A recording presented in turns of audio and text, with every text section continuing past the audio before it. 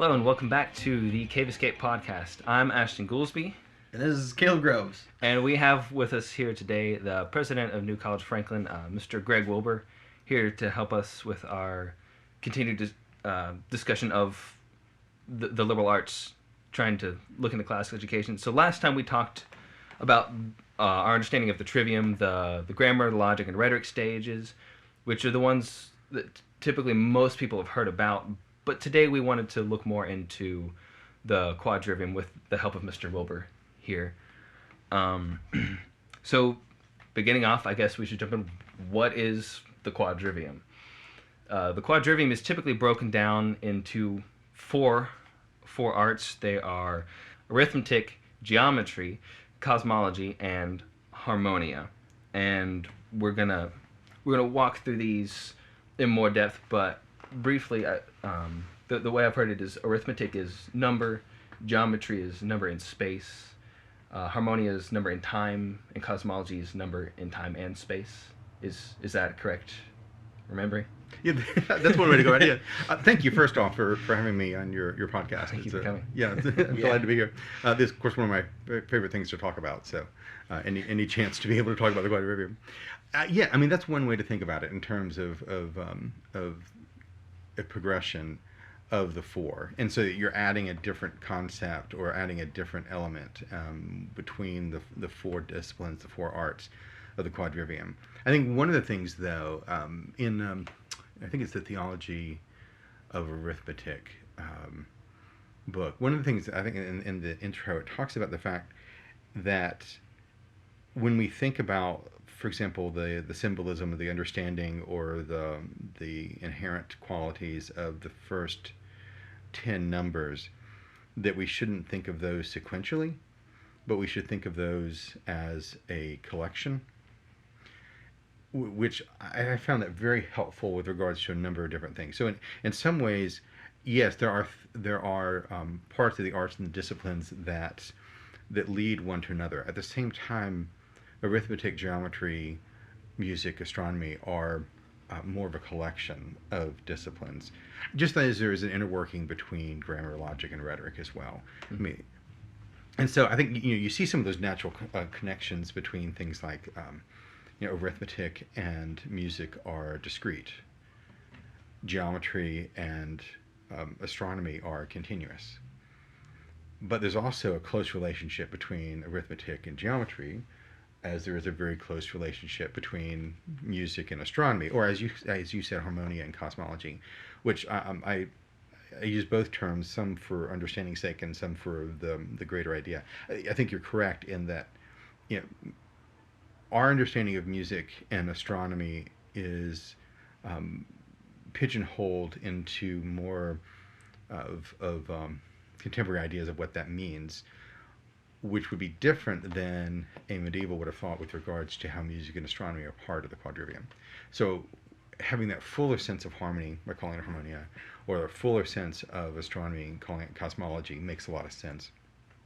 But even then, we were just having a discussion before the show started about what's the final one. Was it, is it cosmology or right. or is it harmonia? Yeah. And there's a reason there because there's so much overlap. Same thing with arithmetic and geometry. And so there's that sense of flow between the four. At the same time, there's also a very real sense in which, if you think more three-dimensionally, that those four are entryways or entry points of looking at something from different perspectives. And I think you could say that's true with all the seven liberal arts, how they integrate and how they interwork together. Okay. So with that, we're going to go through now and kind of try to hit on kind of briefly what is each one. Just kind of give a brief description of it, and next time we're gonna we'll still have Mr. Wilbur with us talk more about the bigger picture. What do they go to? More of what is the point of studying them? But for now, we're going to try to go through briefly each one and kind of talk about what they are. So the first one we have is arithmetic. So number, the understanding would be that number is kind of the basis of everything, the created order. So we study number first. And I know we did it, Caleb and I did it with Euclid's elements, kind of comparing line length to line length, and seeing it's not just an understanding of 2 plus 2 is 4, but what is 2 and how does it equal to 4? I remember we actually began was my sophomore year in arithmetic discussing Euclid's first definition in book 7 is what is an unit, and for that he just says a unit is that by virtue of which each of the things that exist is called 1. I remember we actually argued about it for like an hour. No, we spent 3 days on it. We spent 3 days on it? We spent 3 days on it with Mr. Oh my Spine. gosh. What is a unit? And so that was, we kept coming back to that conversation for the rest of the year. Yeah. Because we just learned in elementary school 2 plus 2 is 4, 1 plus 1 is 2, but actually you have a group of, I don't know, like 13 college students in a room that couldn't tell you what 1 was, and it was Yeah. Yes, it's a beautiful thing. So all things in the physical world are built off of number. So we study it first because it's the one that we need to understand to be able to understand the other ones. Would you say that is fair? Yes, and I think one of the things to recognize too is that when when you said 2 plus 2 equals 4, but what you're actually describing is a relationship. Mm-hmm. And it's not. And I think part of the difficulty that we have in how to think about these things is that we look at numbers by use of Arabic numerals, which are very helpful with regards to adding, subtracting, doing commerce. Mm-hmm. And we have, so when we see a 4, we see a particular symbol for 4. We don't see the relationships of what 4 is comprised of. And so, especially when the Greeks were talking about number, they used a system of pips, of dots, and so such that when you're talking about 3, you have a pyramid, a dot at the top, 2 dots at the bottom. You have an equilateral triangle, and which represents the idea of threeness or a triad. But it also means that you look at 3 and you can see that 3 is comprised of 1 and 2. Mm-hmm. And that each of those pips are in relationship to the other 2. And so you see that 3 is not just an independent idea unto itself, but that is also inherent with oneness and two-ness, the monad and the dyad, to the triad. It's interesting. I hadn't thought of that. That's one thing, because my 4th graders they do Saxon math, and I've got several that are mathematically inclined, so they want to do it all in their heads. And Saxon a lot of times will give them problems that it says draw this out in a diagram, and the only thing it's asking them to do is take this multiplication equation or whatever it is and draw it out with those little dots, and they hate doing them, and it's one of those I got visualizing of it that to me now makes it seem even like I should harp on them even more. For that. Right. It's just more important. Well, I mean, one of the things you realize is that 3 is a triangular number. Mm-hmm. And the next, we talk about square numbers, but we don't talk about triangular numbers. And a square number, the first square number is 4, right? Because it's 2 and 2. 2 and 2, but it's 1, 2, 3, 4 dots, pips, that make a square. Yeah. And so the next square number is 9 because you add another dot on each side, so you have 3 dots, right, which makes a square. So with a triangular number, you have 1, 2, 3, and then if you add 3 more at the bottom, the next triangular number is 6, and the next triangular number is 10. Because 10 is comprised of 4, 3, 2, and 1. Yeah. Whoa. Your face, Caleb. Yeah. And so because of that, because the decad then has inherent in that all the relationships of the monad, the dyad, the triad, and all those then build upon each other to have the sense of what comprises that number. Interesting. And so then you begin to see the interrelationships between numbers themselves. It's such that what relationship does 2 have with a number such that when you add them together you get 5? Well, 3. But we just think 2 plus 3 is 5. Mm-hmm. 5 minus 3 is, But those have a particular aspect of relationship. I mean, one of the cool things like with 6, 1 plus 2 plus 3 equals 6. 1 times 2 times 3 equals 6. It's the only number that works that way. Whoa. But I mean, this is not just like, hey, these are fun little math tricks. Right. But that's kind of the inherent aspect of what those numbers. I mean, for me, without getting to this sounding like numerology or something, first time I read Augustine's On Christian Teaching, he was talking about aspects of number and the meaning of number. And I'm thinking, okay, here's one of the great church fathers, one of the foundations for so much of our thinking, philosophy, theology, etc. And he's talking about the meaning of numbers. Is he just out there, or is this really, this have some sort of inherent kind of understanding that we've just kind of passed over one way or the other? So that kind of at least opened the idea to me of like, okay, what does this look like? And then I was reading a dictionary of biblical symbolism, and well, not reading a dictionary. I was Yes, you I was were. looking up things in the dictionary. Yeah. But realizing that in Scripture, how numbers are used and their meanings in Scripture is also consistent with other sources, ancient sources of the understanding of number. Like, okay, so there's a biblical precedent for this as well. And so beginning to then look at that as like, okay, this is not something on which to build theology, but it's something that's very interesting to add to that. For example, when you start winding up with discussions of the proportions, the numbers utilized in the construction of Noah's Ark, which is essentially 3 to 5, is the same as the proportions in the construction of the Ark of the Covenant. Whoa.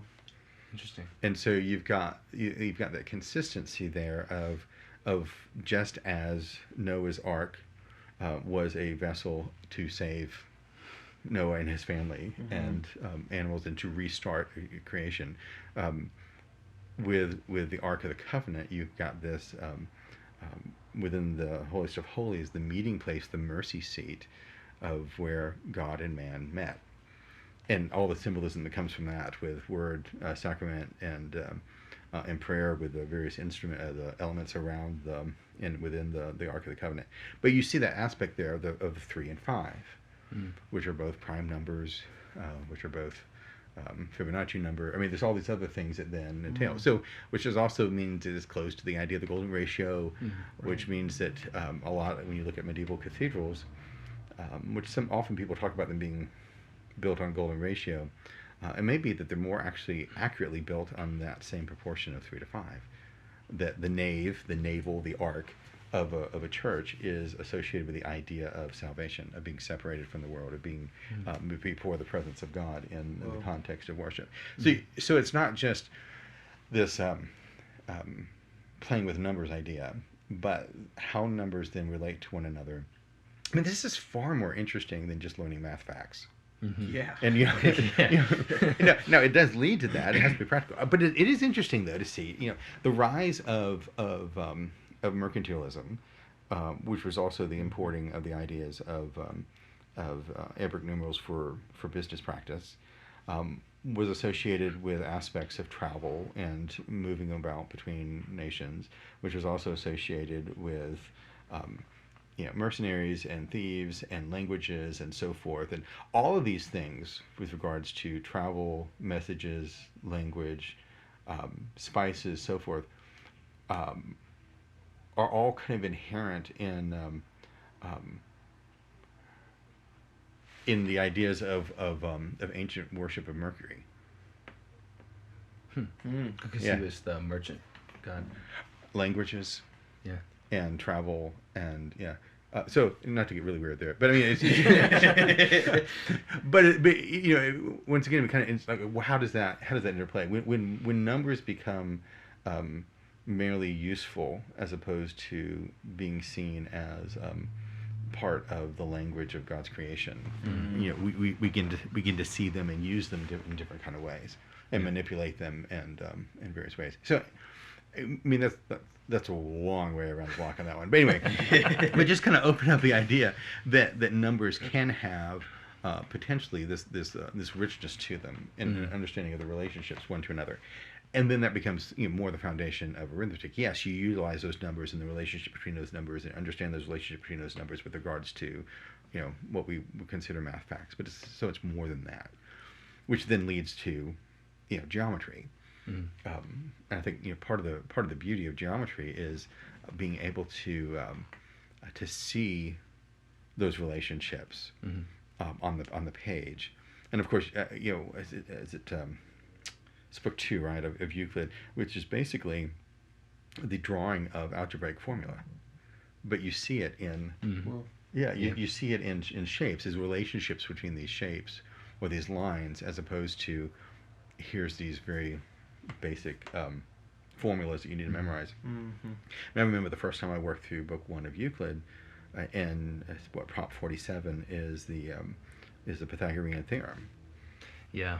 And in geometry class, it's like a squared plus b squared equals c squared. Memorize it. Okay, here, if the hypotenuse is this long and this side is this long, how long is the other side? Plug the numbers in, you get the number. Voila. Yeah. Right. This is so exciting. But when you realize, when you worked all the way through Euclid book 1 to the point of proposition 47, and you realize that the relationship that the Pythagorean theorem describes is actually the relationship of 3 squares. Yeah. Because a squared is the formula. Oh. Yeah. I didn't take geometry. Oh, that's right. You missed out. So. So a squared is the formula for the area of a square. B squared is the formula of a different square. C squared is the formula of a different square. And those squares have a particular relationship between them, such that their sides have this correspondence of relationship, which is equal to figuring out that way. But then you realize that this has so many more other implications. I was teaching my daughter slope-intercept formula for graphs, and there was this formula she was supposed to memorize, and we were working through that, and we realized, wait a minute, we're talking about the Pythagorean theorem again. We're in a grid. It doesn't have to be so complicated. Now that you're talking about a grid, now you have to use this whole formula here. It's the same idea.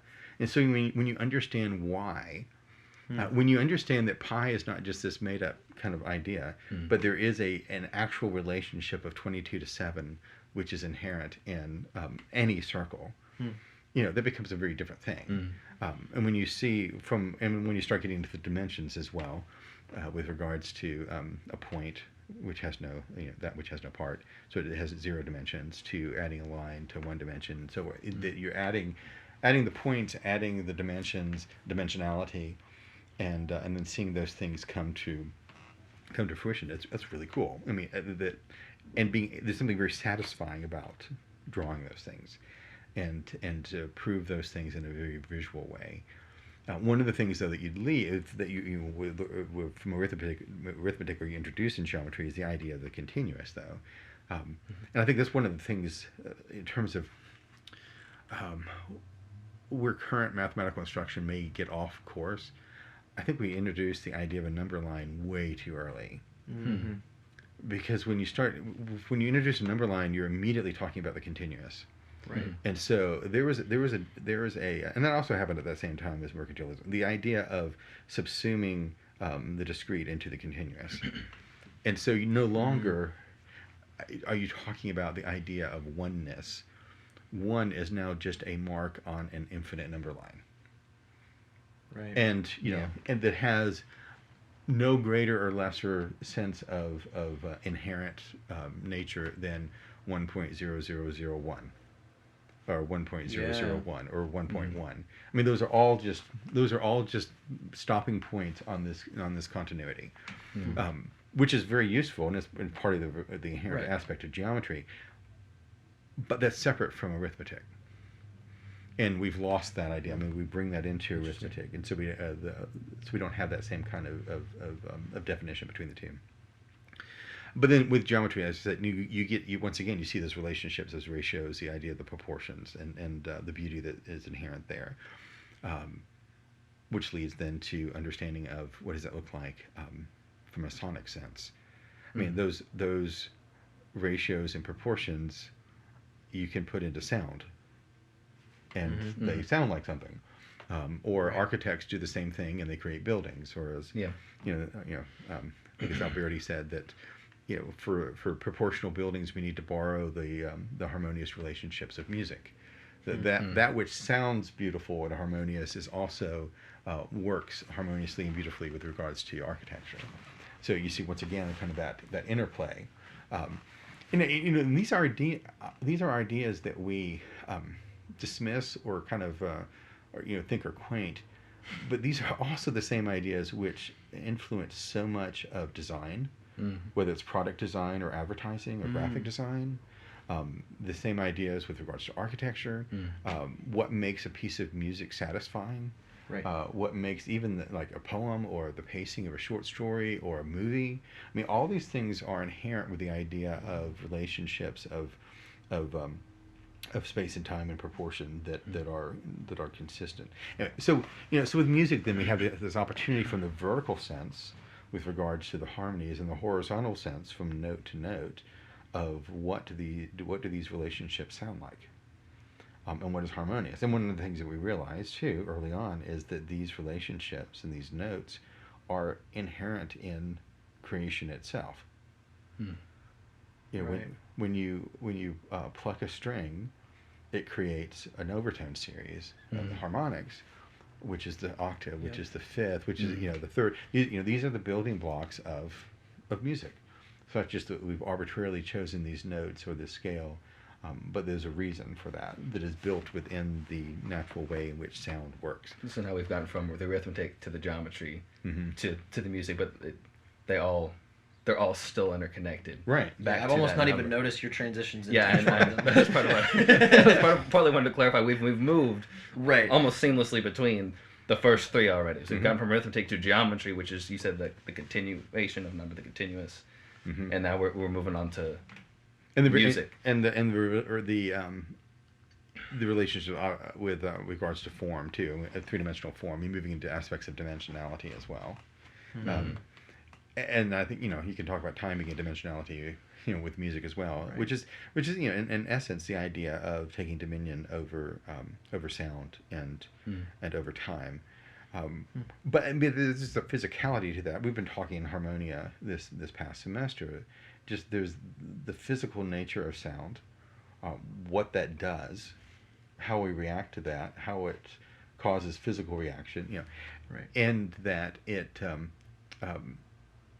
it can be measured in certain ways. It has certain effects, but there's one of the things we talked about with regards to the nature of sound. A sound wave, just one repetition of a sound wave, our hearing threshold is 20 hertz on the low end when you're young.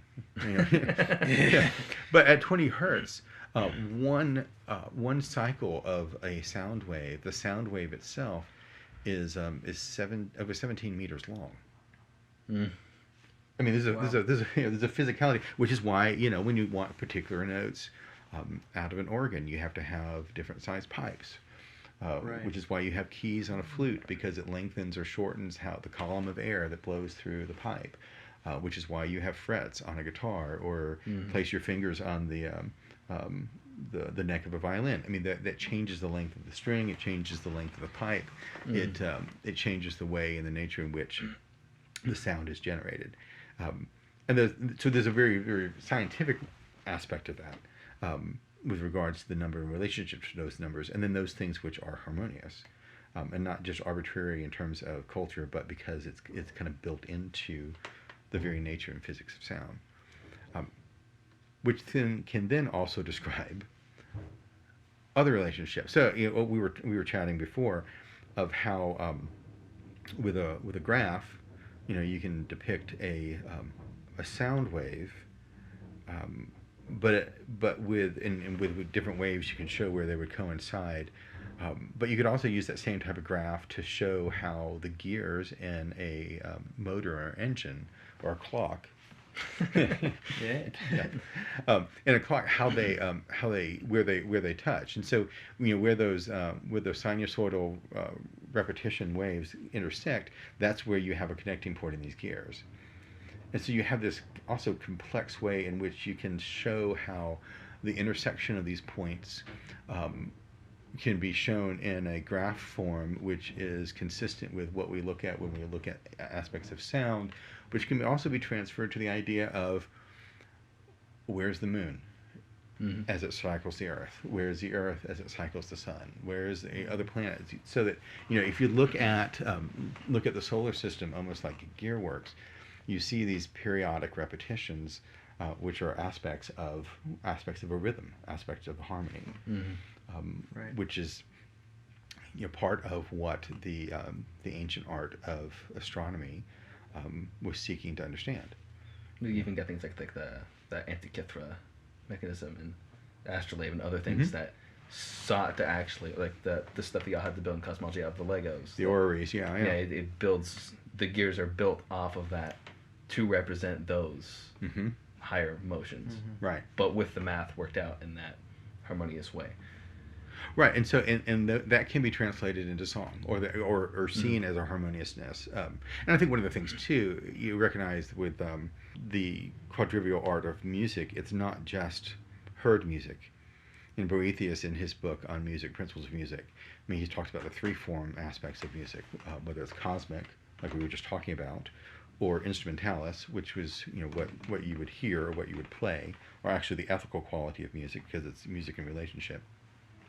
Or with regards to the psychic or the personal or the spiritual, the music of man, the soulish aspect of what music is. And so there's three different aspects of the study of what harmony is, which is what, going back to why we say harmonia as opposed to just music, because you can just as easily talk about with regards to harmony, what is your daily schedule? How much sleep do you get? With regards to relationships, are you living at peace with one another, as Scripture talks about? And why does Paul continue to use harmony as an image? Because I think there's a correspondence there between the idea of harmony and of peace, of shalom, the rightness of things, the way things were meant to be, and of justice. And that harmony is not in the Greek sense of holding things in balance, but more in the Hebraic sense of holding things in tension. So, the example I think I've used again and again is like it's if God is just, and He's all merciful, you don't want to shave off some of His justice and some of His mercy to balance those as some sort of equation. He is wholly just and wholly merciful, and to hold those things in tension is harmony. Whoa, I've not heard that. I think I heard you say it once a long time ago. Yeah, but then think of the implications of that in terms of other areas, not just theologically, but just in terms of relationships. It's not just a matter of compromise. It's how do you hold things in tension in a way that is something that brings peace. True peace, not just in the sense of lack of conflict, but in the true sense of the way things are meant to be, the true sense of rest. And then apply that then to, how that looks with regards to, the implications of that to study of cosmology in the broadest sense. And, the world, the cosmos is upheld by the word of Christ's power, that it is logo-centric, that it is integrated with the idea of the peace that comes from the blood of the cross, that Christ came to redeem the cosmos as well as individuals. There's a redemption that is cosmic in its scope, and that it's a redeeming of that harmony, of that sense of order. I think we use the idea of harmony again and again. You talk about if your car needs a repair, you go into a shop and get a tune-up, right? You're getting it retuned, like you would an instrument. If you're dating someone, you make beautiful music together. The idea of dancing, or that I resonate with your idea. That's a musical term. That we have that idea of harmony, which is pervasive. We just don't think of it in the same kind of idea, the same kind of terms.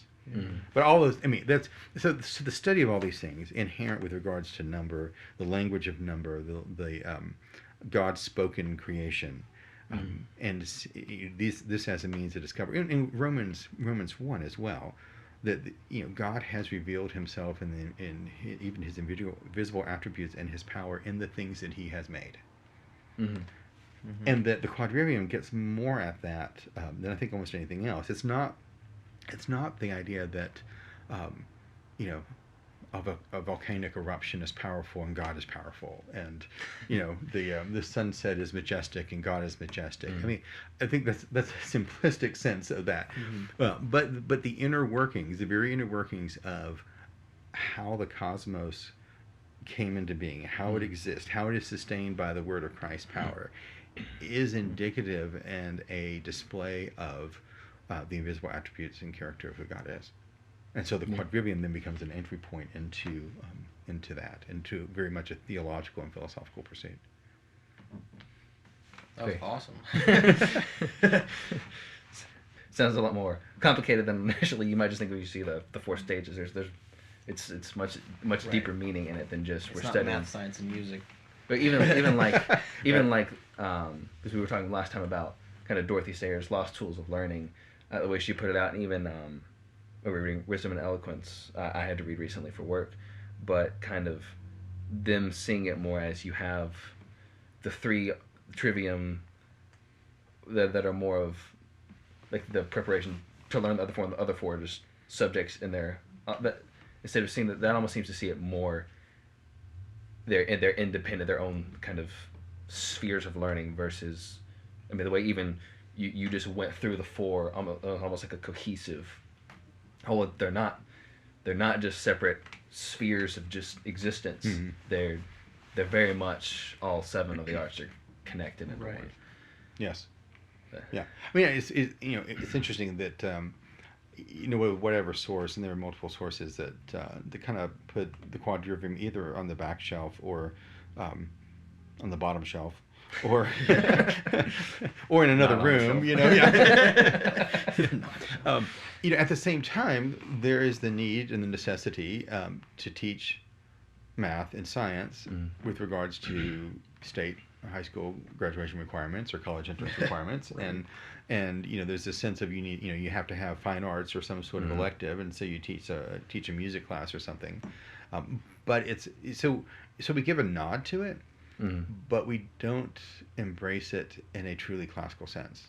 That we're not seeing those 4 arts as a completed whole of the 7 liberal arts, this classical 7 liberal arts, and the necessity for all 7 of those. That should be an integrated aspect of someone's education, and how those work together, and how those build together, and how those interrelate. I think we've lost a lot of that, which makes me a little concerned. Just the recovery of the Quadrivium has been slower than the Trivium. There's a lot more interest, and we've been getting folks together to push that along here the last year or so. In terms of conversation and projects and such. But I think that the longer we wait to have a fully integrated aspect of the 7 arts, the more we risk classical education experiment to deviate from where it actually should be with regards to how all 7 would integrate together. And that's more of what Mr. Wilbur's going to be with us next week as well. That's part of what we wanted to talk to you more about next time, is the importance of why do we need all 7? What is the purpose of, what is the bigger meaning behind studying them, but also why are the last 4 particularly important? Because I think we're noting last time was the 3, you do classical conversations, you go to a classical Christian school, you know the grammar, logic, and rhetoric, you've heard those, but most people, as I'm increasingly learning, don't know about the last 4, and if they do, they don't necessarily see the importance of them. Right. So that's a brief overview of this is kind of an introduction to the Quadrivium, kind of the 4 stages we got there: the arithmetic, the geometry, the harmonia or music, and then cosmology, or we call it usually astronomy now. And next time, Mr. Wilbur will be with us again, and we will discuss more of what does it look like, why are they so important, what do they point us toward, why are they worth studying. So thank you once again for listening. Tune in next week. We'll have more good things for you then, hopefully. Take care.